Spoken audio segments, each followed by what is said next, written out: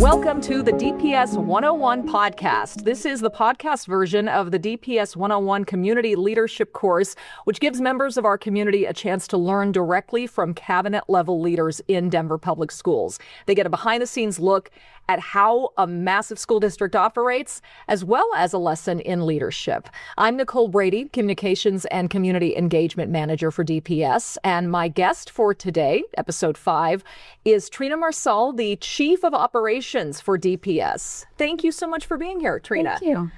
You oversee quite a team here of over 2,000 employees in different departments, and we'll get to all of that. But one of the goals of the DPS 101 leadership course is to let the community know about the leaders in DPS and get to know them. So tell us a little bit about your background, your history with not only DPS, but kind of how you came here to begin with.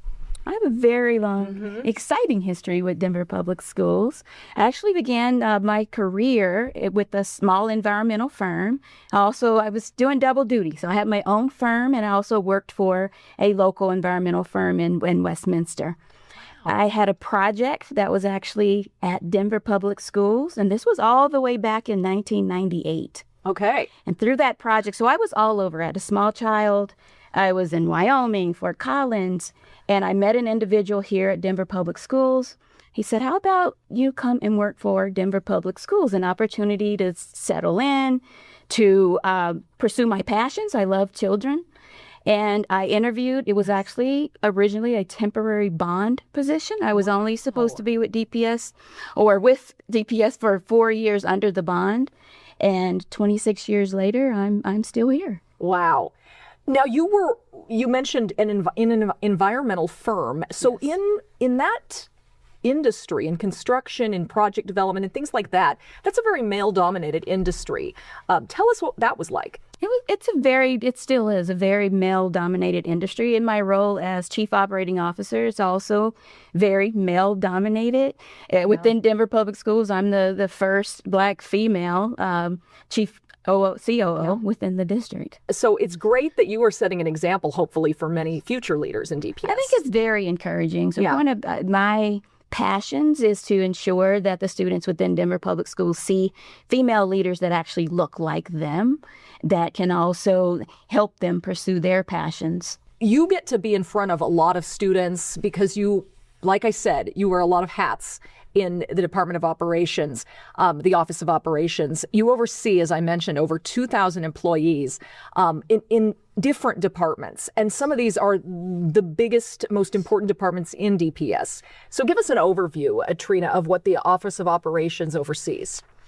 So one, I wanted to highlight that we are the largest landowner next to the city and county of Denver. Wow. And Office of Operation has the opportunity to manage those 16 million square feet of facilities. I think we have close to 1,200 acres across Denver Public Schools. And so quite a tremendous task. We have close to 2,400 leaders that serve within the Office of Operations, within the various departments. So I want to first highlight our climate and safety. So one of our main focus is ensure that students are safe and that our buildings are welcome. So within our climate and safety office, we have bullying prevention, we have patrol officers, we have CSOs that are stationed at each school. We have dedicated individuals to train leaders as well as our students, as well as our staff. We want to ensure that our buildings are safe, that our community feels welcome, that our students feel welcome. They manage the camera systems throughout the district, conduct audits of our buildings to ensure our infrastructure is safe. So various leaders within Department of Climate and Safety, around 140 team members that serve within that area. Department. Yes. Yeah, you guys had a lot of additions in the past year of vestibules to schools, so operations overseeing some even physical changes to make schools safe and welcoming. Yes, definitely. Transportation is another big one that operations oversees. Again, how many, maybe you're going to quiz me a little, but I know that one of the things you do during the in-person sessions of DPS 101 is ask some trivia. So how many miles does DPS cover in a year, those drivers? I'm going to pivot to you. How many Okay. miles do you think DPS transportation travels in a year? I feel like I talked to Albert Zamora, the head of transportation, about this once. Let's see, 2 million miles? Am I close? Am I? You're very close. 1.8 million miles a year transporting students. And so I asked this question as well at our in-person DPS 101. And we did have an individual that was close. Okay. And so yeah, that's was he as large close number as of me? Miles. He was not as close as you. Okay. I think you might have cheated. I like I said, I've interviewed Albert, but again, this is such an important department. I mean, you and I, before we started taping today, we were just talking about planning for snow days or inclement weather, things like that. Running those buses, making sure students get to and from school safely. And managing all of that is a huge job. It's a huge job. And the first person that our students may see in the morning as they're traveling to school is our bus driver. And so we want to make sure that they're greeted, that they feel welcome, even as they approach the bus. I love that because it shows how transportation ties back into the education students are getting every day from the second they get on that bus. Definitely. We've also implemented technology within the Department of Transportation. We have QR codes so that parents can know when students get on and off the bus. So there's a parent app. We have GPS tracking. So we want to make sure that we're held accountable for safety on our buses, that we have the most efficient, effective routings to school, that we can reroute, making sure our kids are delivered on time for their learning. You know, it's interesting you point that out. I think probably your department is one that sees some of the most consistent changes in technology and innovations that you have to keep track of. So we can certainly talk more about that too. Let's move into the next department you want to mention, facility management, another department you oversee. Yes, I mentioned the acreage that's managed across the district. So when you arrive at school, parents in the community, the first thing you see is our grounds. You know, grounds of our buildings, even before you walk through the door. So our facility management department, they're managing all aspects of those facilities, those buildings. We have 16 million square feet of facilities. Wow. We have, there's 26,000 assets that have been identified within those buildings. That's the boilers, the chillers. That's the motors that are within the buildings, the grounds with the grass and the landscaping. All of those are things that are managed within my department. Wow. Ensuring that buildings are safe. The doors, when you arrive, the locks are working. Safety is key. It's also making sure that corrective maintenance is performed. These are billion-dollar assets. Yeah. Taxpayer dollars have been invested, and we want to make sure that we're using those dollars wisely, that we have trained staff that can respond to emergencies, breakdowns, that we're also proactive. Mm-hmm. We've implemented preventative maintenance programs, predictive maintenance programs, and in that regard, we're also using technology within our buildings. And lots of air conditioning now because we got some of that approved in the bond, so that's another great aspect of managing those facilities, I'm sure. Yes, and I have another quiz for you. Oh, okay. So when we think about maintaining our buildings, what's our oldest building within the district? I did not study for this one. Oldest building in the entire district? Let's see. Gosh, I don't know. That's a good question. I know we have some really old schools, but some of them moved around a little bit. Can you guess the year?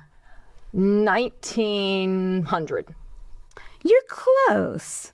Our oldest building is Dora Moore, built in 1889. Wow. So you can imagine the average age of our facilities is 55 years. Okay. And so you can imagine the tremendous job that our maintenance team must perform in order to keep these buildings operating. Absolutely. Each and every day. Yeah. Things certainly were different even 55 years ago, let alone 100. So Yes. And our staff completes over 27,000 work orders a year. Wow. So I think one of the next areas we want to get into that you oversee is construction and planning. Planning, design, and construction. Mm-hmm. That goes hand in hand with maintaining facilities, but here we get to talk about new projects and expansions. New projects, and I just wanted to go back to when I started with the district. And so one of the roles that I was originally in, well, I started out in the environmental section, but then I moved into as the chief of maintenance engineering. And within that role, my responsibility was to help to put together standards. How are our buildings designed? How are our buildings constructed? We were building 100-year buildings. We want to make sure that we're using quality materials. And then again, if our taxpayers are investing in our buildings, we want to make sure that our buildings can sustain that test of time. Yeah. I mean, we have students in our buildings. They have to operate every day. What type of boilers are we installing? So this is not just any type of asset. And so as we look at planning, design, and construction, we've transitioned into, we have a team that coordinates with facilities, our quality assurance, quality management team. And they look at our standards. So they've taken that direction as well. What type of buildings are we constructing that's most economical, but also that meets the needs of our kids today? That we have 21st century facilities that meets needs of all kids. So they're culturally relevant to our students and the way students learn.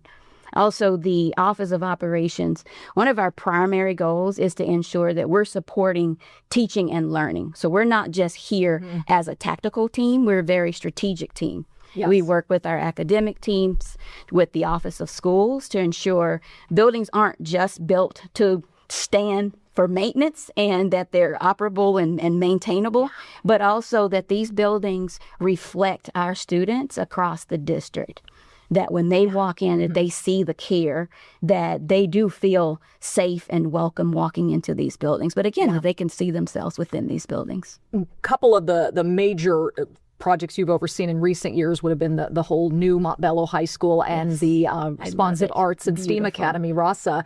Both those buildings are absolutely beautiful buildings, but I see what you're saying, built very intentionally as well for students and their education there. And I'd like to mention, so our RASA building was the first all-electric building. Wow. And so as we think about innovations, the future, energy management, RASA is one of our flagship buildings along with Montbello. And for anyone that has not visited either one of those buildings, would love to take them on a tour of those buildings. I am very, very proud.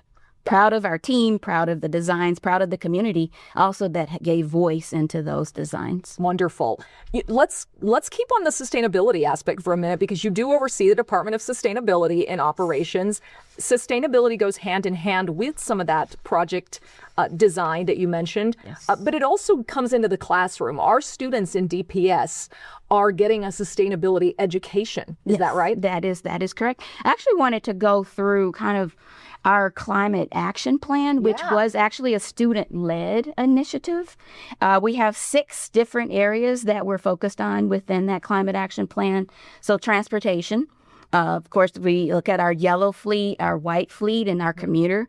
So we have electric buses that we're actually bringing into the district. We have 25 electric buses that'll be delivered actually this summer. That's amazing. Possibly this spring, I'm knocking on wood, and that will be put on the road that's transporting our students. That will help us to be more efficient as gas prices rise and looking at electric vehicles.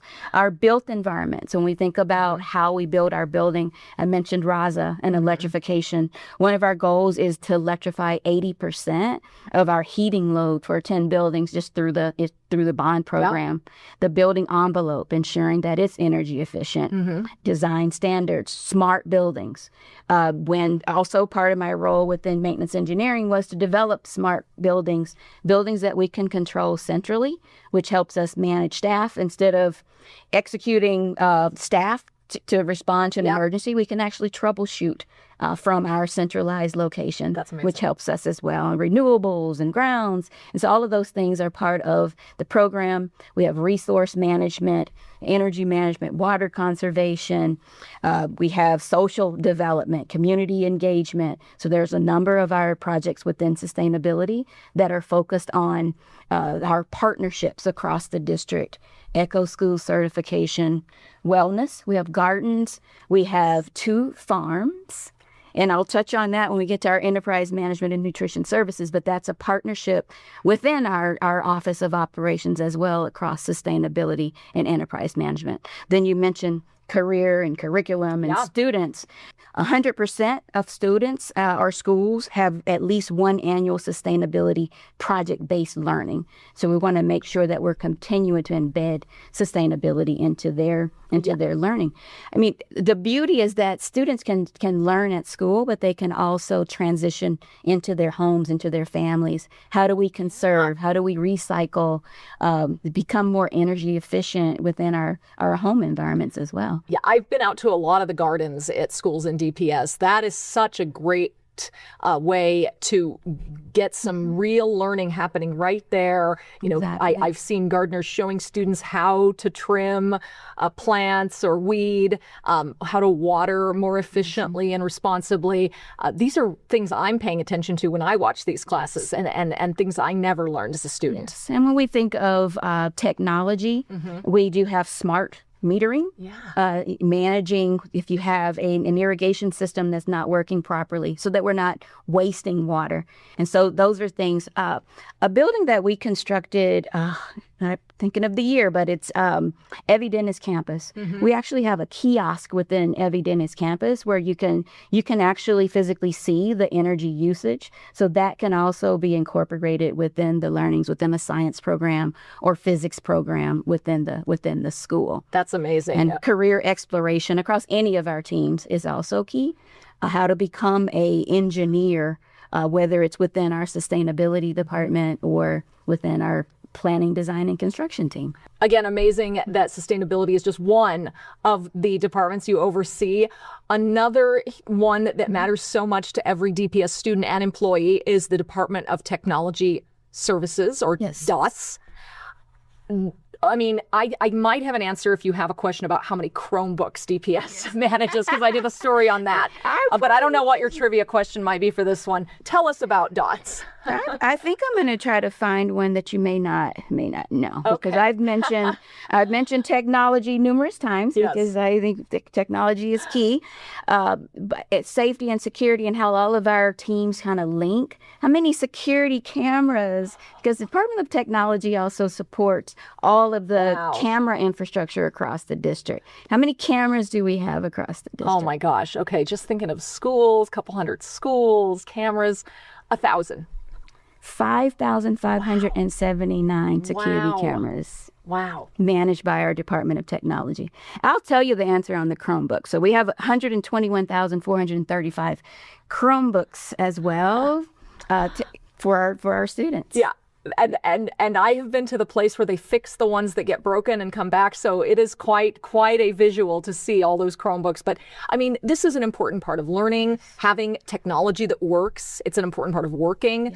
So that's such a massively important department. It's very important, but there's also aspects of the department that others may not be aware of. So with all of this technology, with student data, our Department of Technology makes sure that student data is secure. So that's a key function. We have cybersecurity function within our Department of Technology, for ensuring it stays protected. With the many software the applications that there are across the district, they manage and also review those software applications to ensure that our network stays secure. As I was saying earlier, there's always advancements in technology. That's something DOTS has to stay on top of. Definitely.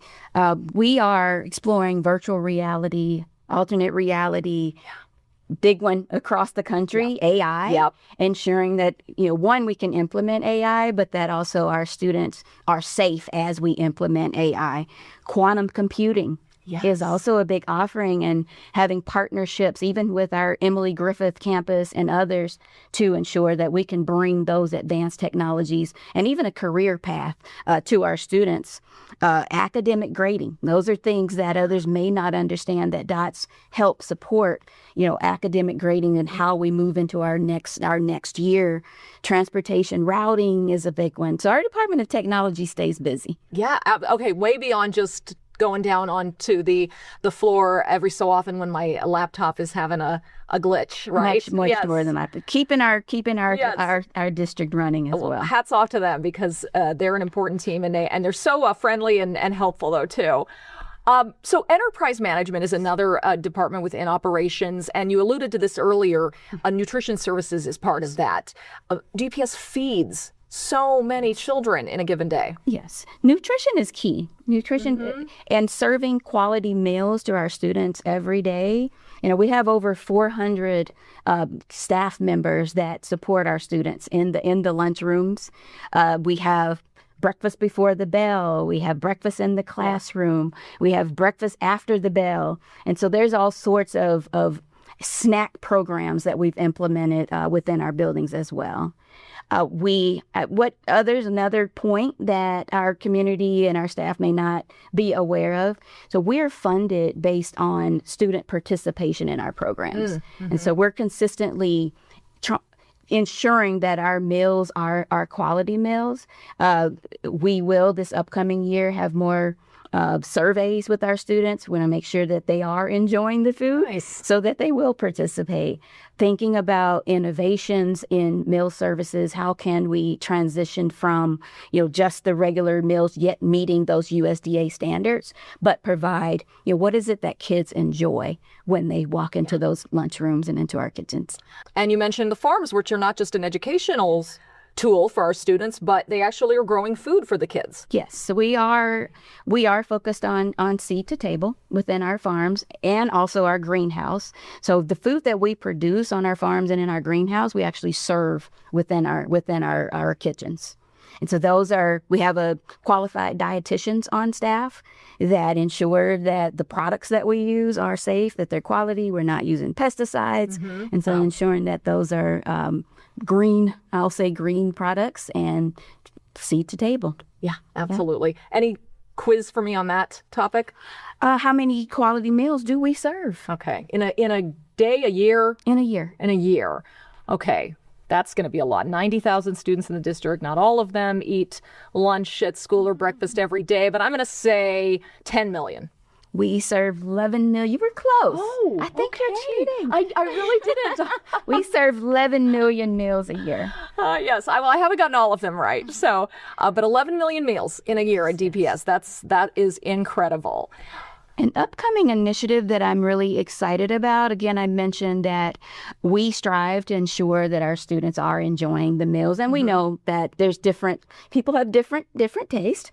And so we are planning a tasting this upcoming. And I offered this at the DPS 101 is for some volunteers to participate in the tasting, help us to improve our menu, to give us insights into the food that we're serving. And so I think that may be a good opportunity for... I would love to be invited to observe or as a judge and taste some of the food DPS offers.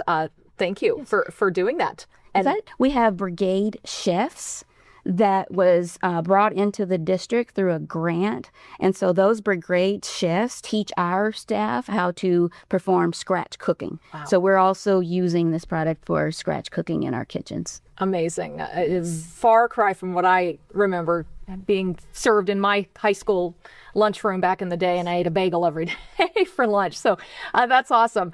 And finally, the service level agreements. That's another sector that you oversee, one that I don't think people are as familiar with. Yes. So data is critical, and to ensure how we're performing across our various teams. So it's not just performing the service, but it's ensuring that we're held accountable to the service, that we have targets that we are setting every year, and that we meet those targets. For an example, when we're responding to a work task, we need to ensure that our customers have commitments from us on, what can I expect in the level of service that you're performing? So service level agreements incorporates key performance indicators. We will commit to completing these tasks within, 5 days, 30 days, and based on the level of importance. For an example, an emergency work task is immediately. Okay. And so if there's a power outage, if there's a water main break, a water outage, then my teams are there, and that our customers can expect immediate response. If it's a routine work task, because we're limited on staffing, That may be a 30-day or 45-day response, but we have to prioritize within the work that we're executing. And so service level agreements, and I'll add in key performance indicators, are the metrics that we use and the data that we use to measure our team's performance.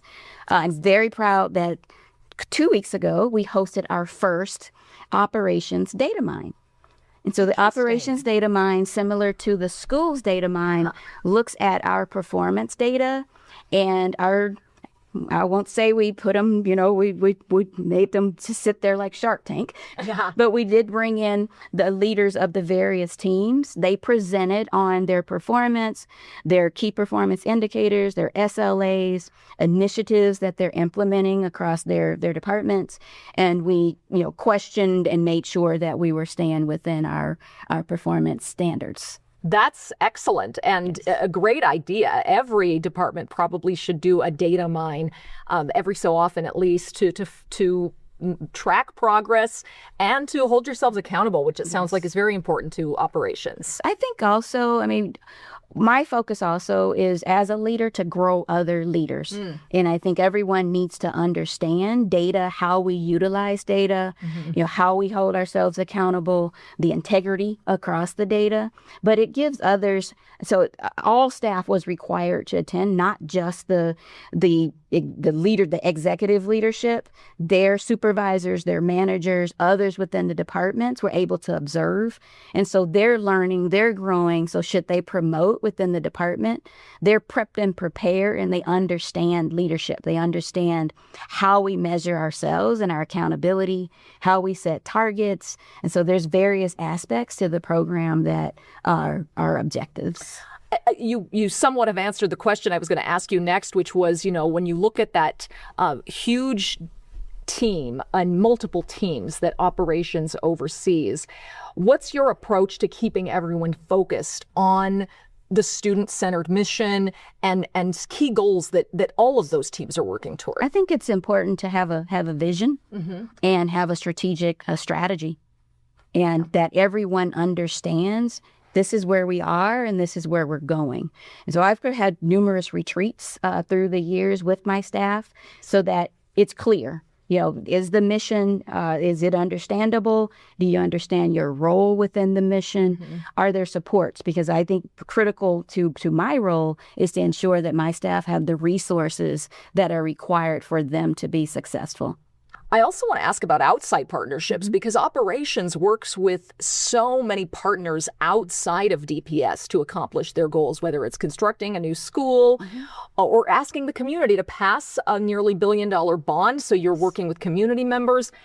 Talk about those relationships. Oh my God, partnerships are critical to how we perform our work. I'll just start with construction. We partner with all of the various chambers, the women's chamber, the Black chamber, the Asian chamber, the Hispanic chamber. So all of the chambers across the district, small businesses, minority businesses, they're key to ensuring that, one, that we are helping them be successful out in the community and their prosperity. So many of our chambers, then we have all of our city organizations. The Denver Police Department is one of our partners. Denver Health is a partner within our Office of Operations. The Denver Water, Excel Energy, many grants that Excel Energy offers. And so we partner with many of our organizations, but I'll say we have partnerships within DPS. Sure. Our mental health department. I think many understand that kids are stressed today. And so we want to make sure that not only are these services being performed within DPS, but there's outreach to all of our critical functions across the city that can help us in supporting this work. Well, and it goes back to what you said about how your teams are so tied in to what happens. So it's important for people who are in building construction even to understand kids' mental states these days and to design around that, as an example. I like to use the cliche term that it takes a village. And I think many have heard of that, but it truly does. I truly believe that it takes a village.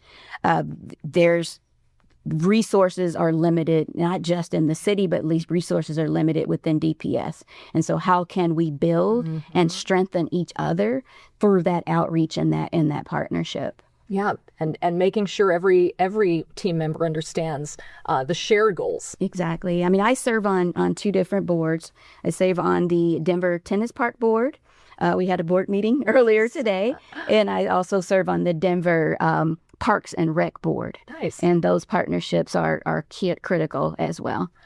So kind of toward wrapping things up, Trena, looking back from when you came to DPS in 1998, came from the private sector, from running a business, how has that maybe informed how you run a huge district today? I'm going to say that informed how to run a huge district, but I've been very, very fortunate to have great leadership across the district. So from the time I started in 1998 until now, I mean, Dr. Marrero and his leadership and all of the constraints that he faces in managing a huge district, I have mentors across the district. I've had mentors throughout my career. I learned from my staff. Yeah. And I think that's a key to performing. I think that's a key to growth. That's a key to leadership, is to be able to use other people's talents to grow your own. And I mentioned that, when I decide, in the future to ever, leave the district, I want to make sure that I've grown leaders, that I can look back and say that person is who they are and they have a strong leadership because of the support, the mentorship, and the leadership that I put into place. Wow. Well, I want to thank you, Trena Marsal, DPS Chief of Operations, for joining us for this discussion. Again, so much of DPS 101 is about leadership. We may, in fact, start a 201 session of courses that I think would probably be most of your staff and your leaders that you've developed in all of those areas. We have one more episode this year, so I hope you'll join us for that next month. Thank you for listening.